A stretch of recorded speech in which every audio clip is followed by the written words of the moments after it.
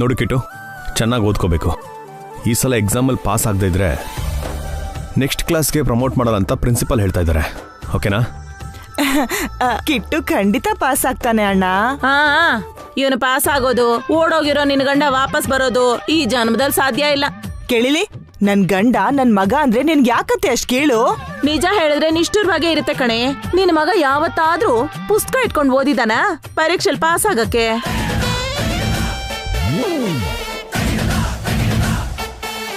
ದಿನ ಸ್ಕೂಲಿಗೆ ಹೋಗಿ ಓದ್ತಿದ್ದಾನಲ್ವಾ?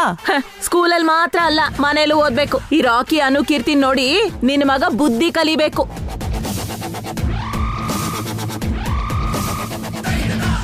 ಮಕ್ಕಳನ್ನ ಇನ್ನೊಬ್ಬರ ಜೊತೆ ಹೋಲಿಸಬಾರ್ದು ಅತ್ತೆ. ಹಾಗೆ ಹೇಳಣ್ಣ, ಯಾವಾಗ್ಲೂ ನಮ್ಮೇಲೆ ಬಿದ್ದು ಗೋಳಾಡ್ತಿರ್ತಾಳೆ.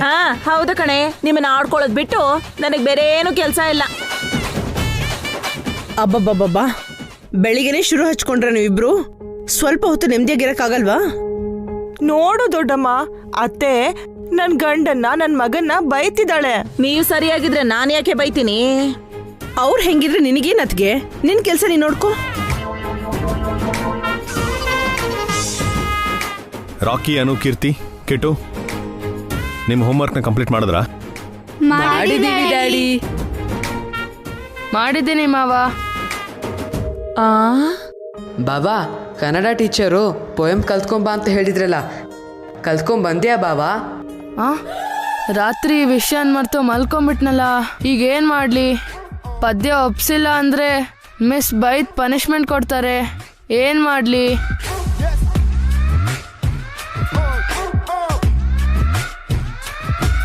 ಯಾಕೋ ಮಾತಾಡ್ತಿಲ್ಲ? ರಾಕಿ ಕೇಳ್ತಿದ್ದಾನಲ್ಲ, ಉತ್ತರ ಹೇಳು. ಕೇಳಿಲಿ, ನನ್ ಮಗಂಗೆ ಎಲ್ಲ ಗೊತ್ತು, ಯಾರು ಏನು ಕೇಳೋ ಅವಶ್ಯಕತೆ ಇಲ್ಲ.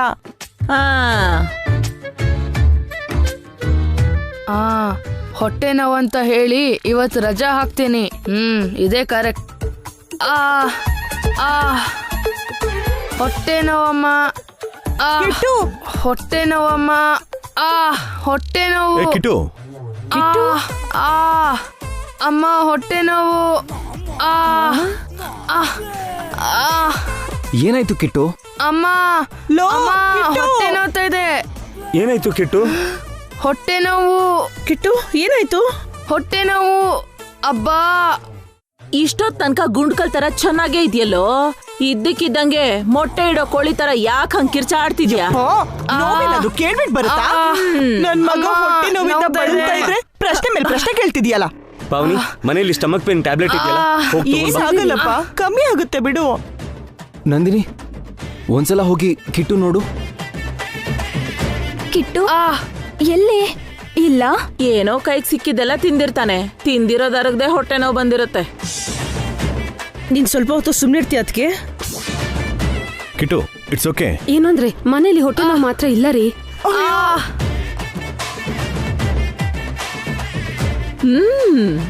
ಭಾವಂಗೆ ಹೊಟ್ಟೆ ನೋವು ಬಂದಿಲ್ಲ ಅಣ್ಣ, ಸುಮ್ಮನೆ ಆಕ್ಟಿಂಗ್ ಮಾಡ್ತಿದ್ದಾನೆ. ಅವನು ಪೋಯಮ್ ಕಲ್ತಿಲ್ಲ ಅನ್ಸುತ್ತೆ, ಅದಕ್ಕೆ ಸ್ಕೂಲಿಗೆ ಚಕ್ಕರ್ ಹಾಕಕ್ಕೆ ಈ ತರ ಪ್ಲಾನ್ ಮಾಡಿದ್ದಾನೆ. ಅಮ್ಮ, ಇವನೇನ್ ಕಳ್ಳನ್ ತರ ನೋಡ್ತಾ ಇದ್ದಾನೆ. ನನ್ ಮೇಲೆ ಏನಾದ್ರೂ ಡೌಟ್ ಬಂತ ಏನೋ? ಅಮ್ಮ, ಪಾಪ ನೋವು ತುಂಬಾ ಜಾಸ್ತಿ ಆಗಿದೆ ಅನ್ಸುತ್ತೆ, ಹಾಸ್ಪಿಟ್ಲಿಗೆ ಕರ್ಕೊಂಡು ಹೋಗೋಣ. ಹಾಸ್ಪಿಟ್ಲ್ ಅಂದ್ರೆ ಇಂಜೆಕ್ಷನ್ ಕೊಡ್ತಾರೆ ಅನ್ಸುತ್ತೆ. ಡಾಕ್ಟರ್ ತೋರಿಸೋದು ಬೆಟರ್ ಅಂತ ಅನ್ಸುತ್ತೆ. ಅಣ್ಣ, ಕಾರ್ ತಗೊಂಡು ಹಾಸ್ಪಿಟ್ಲಿಗೆ ಹೋಗೋಣ. ಹಾಸ್ಪಿಟಲ್ಗೇನು ಬೇಕಾಗಿಲ್ಲ ಡ್ಯಾಡಿ.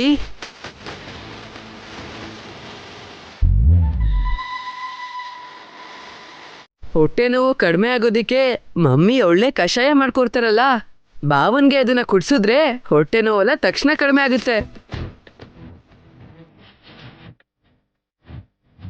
ಹೌದು ಡ್ಯಾಡಿ, ಅವತ್ತು ನಂಗೂ ಕೀರ್ತಿಗೂ ಹೊಟ್ಟೆ ನೋವು ಬಂದಾಗ ಮಮ್ಮಿ ಕೊಟ್ಟಿದ್ ಕಷಾಯ ಕುಡ್ದಿದ್ವಿ. ಅದನ್ನ ಕುಡ್ದಿದ ತಕ್ಷಣ ನಮ್ ಹೊಟ್ಟೆ ನೋವು ಕಮ್ಮಿ ಆಯ್ತು. ವಸು, ಈಗಲೇ ಹೋಗಿ ಆ ಕಷಾಯ ತಗೊಂಡ್ಬಾ. ಸರಿ ಅತ್ತೆ. ಬೇಗ ಹೋಗಿ. ಹೊಟ್ಟೆ ನೋವು ತುಂಬಾ ಜಾಸ್ತಿ ಆಗಿದ್ಯಾ ಬಾವಾ? ಅಮ್ಮ, ನಿಜವಾಗ್ಲೂ ನಿನಗೆ ಹೊಟ್ಟೆ ನೋವೇನಾದ್ರೂ ಇದ್ರೆ ನಮ್ಮ ಮಮ್ಮಿ ಕೊಡೋ ಕಷಾಯನ ಕುಡಿದ್ರೆ ಕಡಿಮೆ ಆಗೋಗುತ್ತೆ. ಹೊಟ್ಟೆ ನೋವಿಲ್ದೆ ಕಷಾಯ ಏನಾದರೂ ಕುಡ್ದೆ ಅನ್ಕೋ, 3 ದಿನ ಬೆಡ್ ಮೇಲಿಂದ ಇಳಿಯಲ್ಲ. Full vomit, motion. ಅಮ್ಮ, ಯೋಚನೆ ಮಾಡು. ಅಯ್ಯೋ, ಅಮ್ಮ, ಏನಾಗಲ್ಲ ಏನಾಗಲ್ಲ.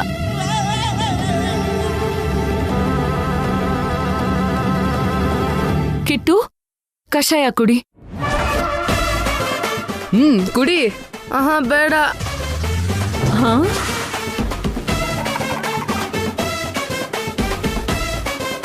ಕುಡಿಯೋ. ಕುಡಿಯೋ, ಹೊಟ್ಟೆ ನೋವು ಕಮ್ಮಿ ಆಗತ್ತೆ.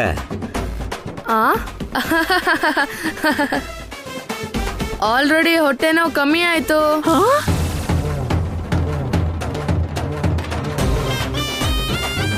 ನನ್ನ ಹೊಟ್ಟೆ ನೋವು ಕಮ್ಮಿ ಆಯ್ತು. ಅದ ಹೆಂಗೋ ಕಮ್ಮಿ ಆಯ್ತು? ಹೇಗ್ ಬಂತೋ ಹಾಗೆ ಕಮ್ಮಿ ಆಯ್ತು. ಅಷ್ಟಕ್ಕೂ ನಿಂಗೆ ಹೊಟ್ಟೆ ನೋವು ಬಂದಿತ್ತು ಅನ್ನೋದೇ ನಂಗೆ ಡೌಟ್ ಕಣ. ಅಯ್ಯೋ ನೋಡಿದ್ಯಾ ದೊಡ್ಡಮ್ಮ, ಚಿಕ್ಕ ಮಕ್ಕಳ ಜೊತೆನೂ ಜಗಳ ಮಾಡ್ತಿದ್ದಾಳೆ. ಹೆಂಗೂ ನಿನಗೆ ಹೊಟ್ಟೆ ನೋವು ಕಮ್ಮಿ ಆಯ್ತಲ್ಲ, ಬಿಟ್ಬಿಡು. ನಿಮ್ಮೆಲ್ರಿಗೂ ಸ್ಕೂಲಿಗೆ ಟೈಮ್ ಆಯ್ತಲ್ವಾ, ನಡೀರಿ. Bye daddy. Bye bye. ಹುಷಾರಾಗೋಗಿ, ಹುಷಾರಾಗೋಗಿ. ಅಭಿ, ಭಾಸ್ಕರ್, ಅಖಿಲ್, ನೀವು ಸ್ನಾನ ಮಾಡ್ಕೊಂಡು ಬನ್ನಿ, ಟಿಫನ್ ಮಾಡೋಣ. ಸರಿನಮ್ಮ. ಪಾವನಿ, ನಂದಿನಿ, ನೀವು ಟಿಫನ್ ರೆಡಿ ಮಾಡಿ. ಸರಿ ಅತ್ತೆ. ಅದ್ಗೆ ನಾನೇನ್ ಮಾಡ್ಲಿ ಅದಕ್ಕೆ? ಸ್ವಲ್ಪ ಸಮಾಧಾನವಾಗಿರೋ ಸಾಕು.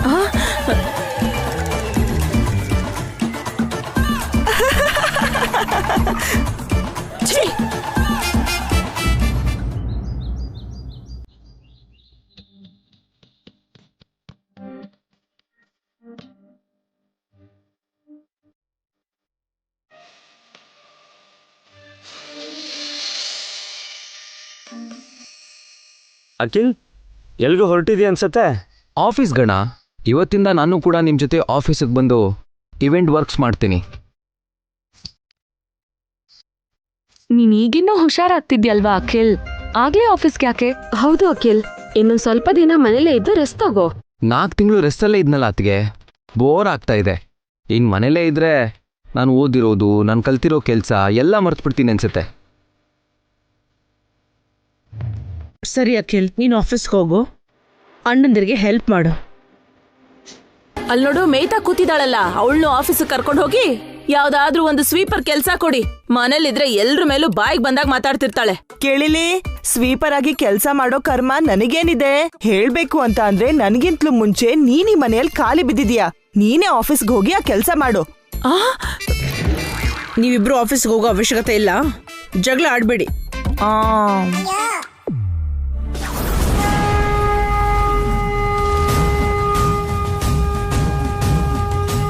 ಅತ್ತೆ, ಹಾರಿಕಾ ಬರ್ತಿದ್ದಾಳೆ.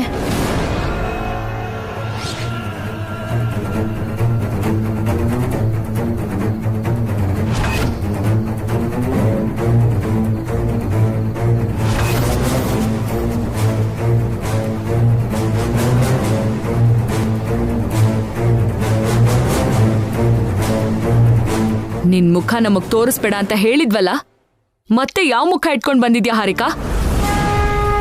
ಅವಳು ಬರ್ಲಿಲ್ಲ, ನಾನೇ ಕರ್ಕೊಂಡ್ ಬಂದಿದ್ದು. ನಿನ್ ಮಗಳಿಗೆ ನಾಚಿಕೆ ಇಲ್ಲ ಅಂತ ಅನ್ಕೊಂಡಿದ್ದೆ. ನಿನಗೂ ಬುದ್ಧಿ ಇಲ್ವಾ ಚಾಮುಂಡೇಶ್ವರಿ? ನನ್ ಬುದ್ಧಿ ವಿಷಯ ಪಕ್ಕಕ್ಕಿಡಿ. ನಿಮಗ್ ನ್ಯಾಯ ಅನ್ಸೋದಿಲ್ವಾ? ನನ್ ಮಗಳನ್ನ ಉಟ್ಟು ಬಟ್ಟೆಲೆ ಮನೆಯಿಂದ ಓಡಿಸ್ತೀರಾ? ಅವಳ ಕೈಯಾರೆ ಆ ಪರಿಸ್ಥಿತಿ ತಂದ್ಕೊಂಡಿದ್ದಾಳೆ. ಅಖಿಲ್ಗೆ ನಂಬಿಕೆ ದ್ರೋಹ ಮಾಡಿದಾಳೆ. ಮತ್ತಲ್ಲಿ ಅವಳಿಗೆ ಗೊತ್ತಿಲ್ದೇ ಇರೋ ಸ್ಥಿತಿಲಿ ತಪ್ಪಾಗೋಗಿದೆ. ಅದಕ್ಕೆ ಅಷ್ಟು ದೊಡ್ಡ ಶಿಕ್ಷೆ ಕೊಡ್ತೀರಾ? ಏನ್ ಧರ್ಮ? ಇದೇನಾ ನಿಮ್ ಧರ್ಮ ಬುದ್ಧಿ? ಇದೇನಾ ನೀವು ಮಾಡೋ ನ್ಯಾಯ? ಎಕ್ಸ್ಕ್ಯೂಸ್ ಮೀ, ವಿಚ್ಛೇದನ ಬೇಕು ಅಂತ ಮೊದಲು ಕೇಳ್ಕೊಂಡವರು ನೀವು. ಆಸ್ತಿಗೋಸ್ಕರ ಅಖಿಲ್ನ ಹಾರಿಕನ ಬೇರೆ ಮಾಡಬೇಕು ಅಂತ ಅನ್ಕೊಂಡವ್ರು ನೀವು. ನಮಗಿಂತ ಮುಂಚೆ ನಿಮ್ಮ ಮಗಳನ್ನ ಮನೆಯಿಂದ ಆಚೆ ಕಳಿಸಿದ್ ಕೂಡ ನೀವೇ. ಇವಾಗ ಬಂದು ನ್ಯಾಯ ಕೇಳ್ತಾ ಇದ್ದೀರಾ? ಅಂದ್ರೆ ನಿಮ್ ತಪ್ಪೇನು ಇಲ್ವಾ? ನೀವೇನು ತಪ್ಪೇ ಮಾಡಿಲ್ವಾ? ನಾವ್ ಮಾಡಿರೋ ಒಂದಾದ್ರೂ ತಪ್ಪು ಹೇಳಿ. ಇಷ್ಟು ದಿನ ಹಾರಿಕನ್ನ ಸಹಿಸ್ಕೊಂಡ್ವಿ. ಎಷ್ಟು ತಪ್ಪು ಮಾಡಿದ್ರು ಹಾರಿಕನ್ನ ವಹಿಸ್ಕೊಂಡ್ ಬಂದ್ವಿ. ಅವಳಲ್ಲಿ ಬದಲಾವಣೆ ಬರುತ್ತೆ ಅಂತ ಕಾಯ್ತಿದ್ವಿ. ಆದ್ರೆ ಅವಳು ಕ್ಷಮಿಸೋಕಾಗದೇ ಇರೋಂತ ತಪ್ಪು ಮಾಡಿದಾಳೆ. ತಪ್ಪು ಎಲ್ರೂ ಮಾಡ್ತಾರೆ ವಸು, ಇಲ್ಲಿ ಯಾರು ಸಾಚಗಳಲ್ಲ. ಎಲ್ರೂ ತಪ್ಪು ಮಾಡ್ತಾರೆ, ಇಲ್ಲ ಅಂತ ನಾನು ಹೇಳ್ತಾ ಇಲ್ಲ.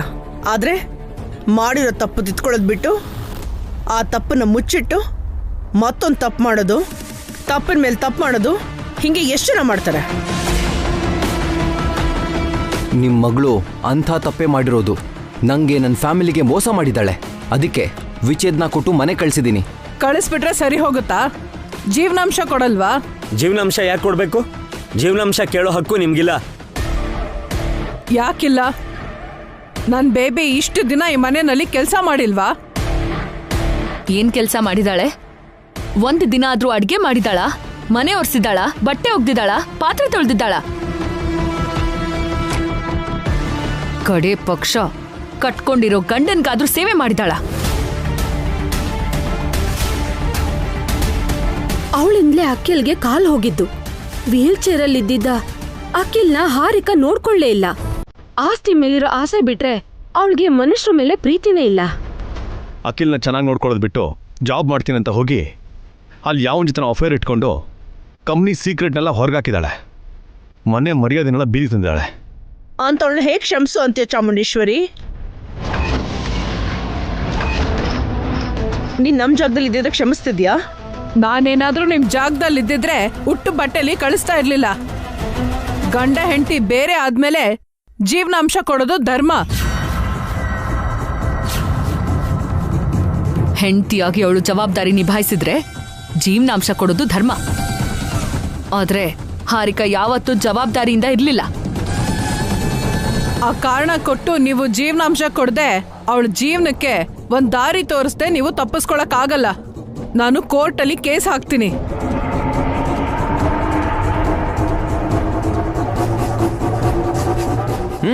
ಹಾಕಿ. ನಂದು ಅಂತ ಏನಾದ್ರೂ ಆಸ್ತಿ ಇದ್ರೆ ಅಲ್ವಾ ನಿಮ್ಮ ಮಗಳು ಕೊಡಕ್ಕೆ.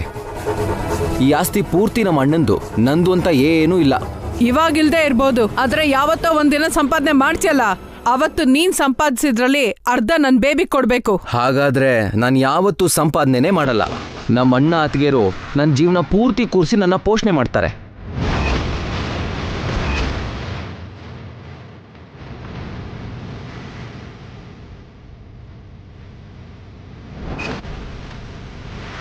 ಅದೇನಾ ನಿನ್ ಧೈರ್ಯ? ನನ್ನ ಧೈರ್ಯ, ನನ್ನ ನಂಬಿಕೆ, ನನ್ನ ಫ್ಯಾಮಿಲಿನೇ. ಇಷ್ಟು ದಿನ ನನ್ನ ಮಗು ಥರ ನೋಡ್ಕೊಂಡ್ರು. ಇನ್ನು ಎಷ್ಟು ದಿನ ಆದರೂ ನನ್ನ ಹಾಗೆ ನೋಡ್ಕೋತಾರೆ. ಅದನ್ನು ನೋಡ್ತೀನಿ.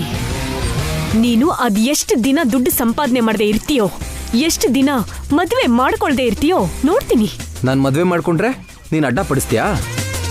ನಿನ್ 2ನೇ ಮದುವೆಗೆ ನಾನು ಅಡ್ಡಿ ಆಗಿದ್ದೀನಿ ಅಂತಲೇ ಅಲ್ವಾ ನನಗೆ ವಿಚ್ಛೇದನ ಕೊಟ್ಟು ಕಳಿಸಿದ್ದು. ಅದಕ್ಕೆ ತಾನೆ ಈ ನಂದಿನಿನ ಕರ್ಕೊಂಡ್ ಬಂದಿದ್ದು. ಇವಳನ್ನ ಮದುವೆ ಮಾಡ್ಕೊಳ್ಳೋದಕ್ಕೋಸ್ಕರ ನನ್ನ ಮೇಲೆ ಆರೋಪ ಮಾಡಿದ್ರಿ.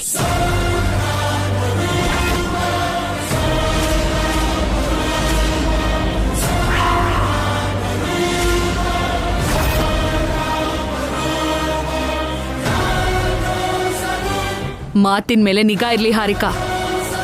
ಎಲ್ರೂ ನಿನ್ ಥರ ಇರ್ತಾರೆ ಅಂತ ಅನ್ಕೋಬೇಡ. ನನ್ ಬೇಬಿ ಆಡಿದ ಮಾತಲ್ಲಿ ತಪ್ಪೇನಿದೆ? ಈ ನಂದಿನಿ ಬರೋದಕ್ ಮುಂಚೆ ನೀನು ಅಖಿಲ್ ಹಾರಿಕಾ ಒಂದಾಗ್ಬೇಕು ಅಂತ ನೋಡ್ದೆ. ಜಡ್ಜ್ ಹತ್ರ ರಿಕ್ವೆಸ್ಟ್ ಮಾಡಿ 1 ತಿಂಗಳು ಟೈಮ್ ತಗೊಂಡೆ. ಯಾವಾಗ ಈ ನಂದಿನಿ ಬಂದ್ಲೋ ಆಗ್ಲೇ ನಿಮ್ಮೆಲ್ರ ಮನ್ಸು ಬದಲಾಗೋಯ್ತು. ನಂದಿನಿ ಒಳ್ಳೆಯವಳಾದ್ಲು, ನನ್ ಬೇಬಿ ಕೆಟ್ಟವಳಾದ್ಲು.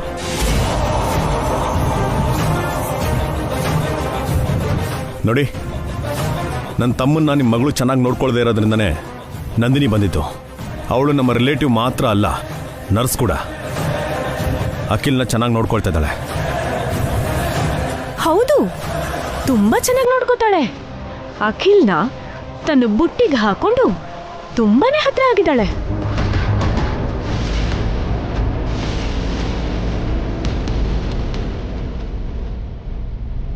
ಹಾರಿಕಾ,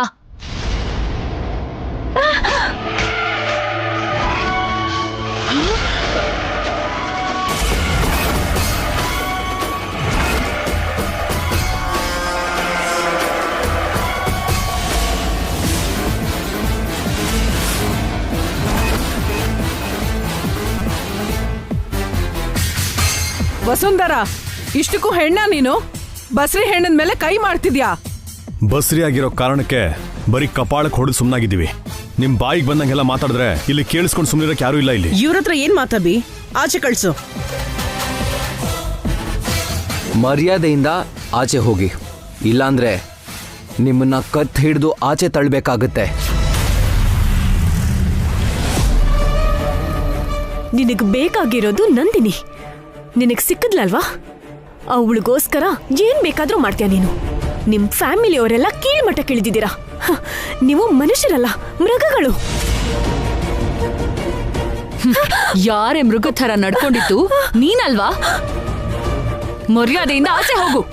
ನನ್ ಬೇಬಿ ಮೇಲಿಂದ ಕೈ ಎತ್ತು, ಇಲ್ಲ ಅಂದ್ರೆ ನಾನು ಏನ್ ಮಾಡ್ತೀನೋ ನನ್ಗೆ ಗೊತ್ತಿಲ್ಲ. ಏನ್ ಮಾಡ್ತೀಯಾ? ನಿನ್ ಮೇಲೂ ಕೈ ಹಾಕ್ತೀವಿ. ವಸು, ಇವರಿಬ್ರು ಆಚೆ ತಳ್ಳೋಣ. ನಡಿ ನಡಿ ನೋಡಿ.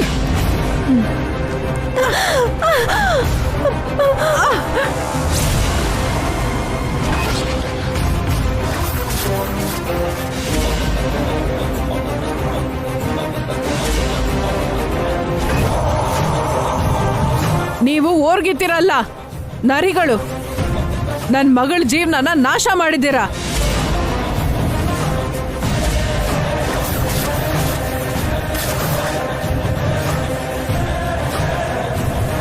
ನನ್ನ ಸೊಸೆಯರ ಬಗ್ಗೆ ಇನ್ನೊಂದು ಮಾತೇನಾದ್ರೂ ಆಡಿದ್ರೆ ನಾಲ್ಗೆ ಸೀಳ್ಬಿಡ್ತೀನಿ. ಹೋಗ್ರಿ ಇಲ್ಲಿಂದ. ಮತ್ತೆ ನಮ್ಮ ಮನೆ ಕಡೆ ಬಂದ್ರು ಪೊಲೀಸನ್ನ ಕರೆಸಿ ಜೈಲಿಗೆ ಕಳಿಸ್ತೀನಿ. ಹೋಗಿ.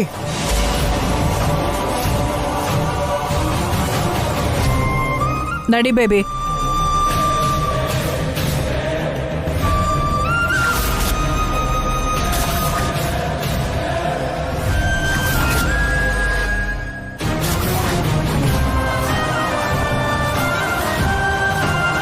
ಯಪ್ಪ, ಇವತ್ತು ಅತ್ತೆ ಸೊಸೆಯರಿಬ್ರು ವಿಶ್ವರೂಪ ತಾಳಿದಾರಲ್ಲ. ನಾನ್ ಬಾಯಿ ಬಿಡದೆ ಇದ್ದಿದ್ದು ಒಳ್ಳೇದಾಯ್ತು. ಇಲ್ಲ ಅಂದಿದ್ರೆ ಅವ್ರ ಜೊತೆ ನನ್ನೂ ಕಳಿಸ್ತಿದ್ರು ಅನ್ಸುತ್ತೆ.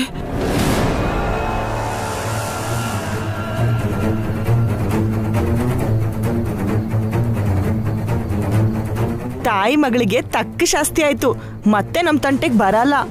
ಅವ್ರು ಮತ್ತೆ ಈ ಕಡೆ ಬರಬಾರ್ದು ಅಂದ್ರೆ ನಾನು ಆಫೀಸ್ಗೆ ಹೋಗಬಾರ್ದು. ಅಷ್ಟೇ ಅಲ್ಲ, ನಾನು ಯಾವ ಕೆಲಸನೂ ಮಾಡಬಾರ್ದು. ₹1 ಕೂಡ ಅವಳು ಕೊಡಲ್ಲ. ಏನ್ ಮಾಡ್ಕೋತಾರೋ ಮಾಡ್ಕೊಳ್ಳಿ.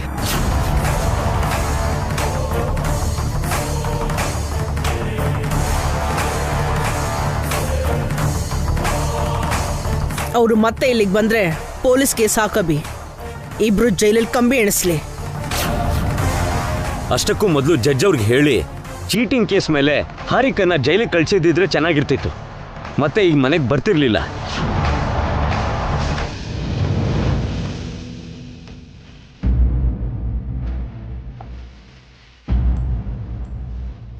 ಹಾರಿಕಾ ಮಾತನ್ನ ನೀನ್ ತಲೆಗೆ ಹಾಕೋಬೇಡ ನಂದಿನಿ. ಅವಳು ಅಸೂಯೆಯಿಂದ ಮಾತಾಡಿದಾಳೆ. ಯಾರೋ ಏನೋ ಅಂದ್ರು ಅಂತ ನೀನ್ಯಾಕಮ್ಮ ಬೇಜಾರು ಮಾಡ್ಕೋಬೇಕು? ಬೀದಿಲಿ ನಾಯಿಗಳು ಬೊಗಳಿದ್ವು ಅನ್ಕೋ.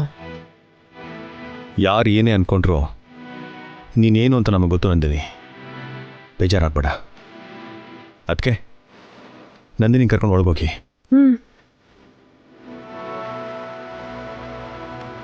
ನಡಿ ನಂದಿನಿ.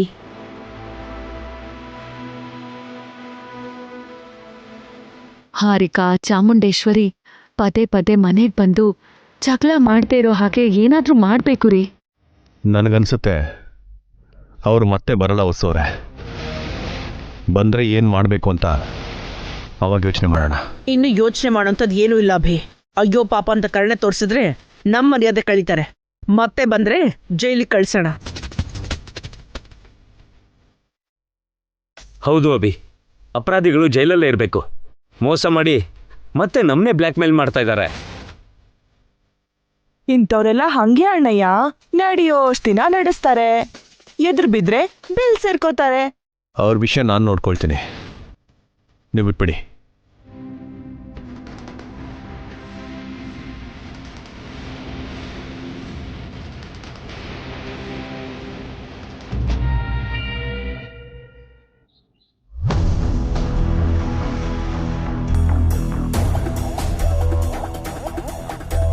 ನೀನ್ ಯಾವಾಗ್ಲೂ ರಾಕಿ ಪಕ್ಕ ಕೂತ್ಕೋತೀಯ ಅಲ್ವೇನೋ?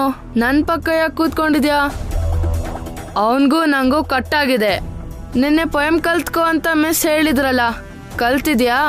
ಇಲ್ಲ. ಮತ್ತೆ ಮಿಸ್ ಪನಿಷ್ಮೆಂಟ್ ಕೊಡ್ತಾರಲ್ವಾ? ಏನ್ ಮಾಡ್ತೀಯಾ? ಏನ್ ಮಾಡ್ತೀನಾ? ಹಿಂಗೆ ಕಣ್ಣಿಗೆ ಬ್ಲ್ಯಾಕ್ ಸ್ಪೆಕ್ಸ್ ಹಾಕೊಂತೀನಿ, ಕೆಳಗಡೆ ಬುಕ್ ಇಟ್ಕೊಂತೀನಿ, ಕೆಳಗ್ ನೋಡ್ತಾ ಮಿಸ್ಸಿಗೆ ಪೊಯಮ್ ಒಪ್ಪಿಸ್ತೀನಿ. ನೀನ್ ಸೂಪರ್ ಕಣೋ. Good morning teacher. Good morning, ಕೂತ್ಕೊಳ್ಳಿ. ನೆನ್ನೆ ಪೋಯಂ ಹೇಳ್ಬೇಕು ಅಂತ ಹೇಳಿದ್ದೆ, ಕಲ್ತ್ಕೊಂಡ್ರಾ? ಕಲ್ತಿದೀವಿ ಟೀಚರ್. ರಾಕಿ, ನೆನ್ನೆ ಹೇಳಿದ ಪೋಯಂ ಹೇಳು. ಕಳಬೇಡ ಕೊಲಬೇಡ, ಹುಸಿಯ ನುಡಿಯಲು ಬೇಡ, ಮುನಿಯಬೇಡ, ಅನ್ಯರಿಗೆ ಅಸಹ್ಯ ಪಡಬೇಡ, ತನ್ನ ಬನ್ನಿಸಬೇಡ, ಇದಿರು ಅಲಿಯಲು ಬೇಡ, ಇದೇ ಅಂತರಂಗ ಶುದ್ಧಿ, ಇದೇ ಬಹಿರಂಗ ಶುದ್ಧಿ. Very good, sit down. Ramesh, ನೀನ್ ಹೇಳು. ಉಳ್ಳವರು ಶಿವಾಲಯ ಮಾಡಿಹರು, ನಾನೇನು ಬಡವನಯ್ಯ, ಎನ್ನ ಕಾಲೇ ಕಂಬ, ದೇಹವೇ ದೇಗುಲ, ಶಿರಹೊನ್ನ ಕಲಶವಯ್ಯ, ಕೂಡಲ ಸಂಗಮ ದೇವ, ಕೇಳಯ್ಯ ಸ್ಥಾವರ ಕಳಿ ಉಂಟು. Good, sit down. Kittu, stand up.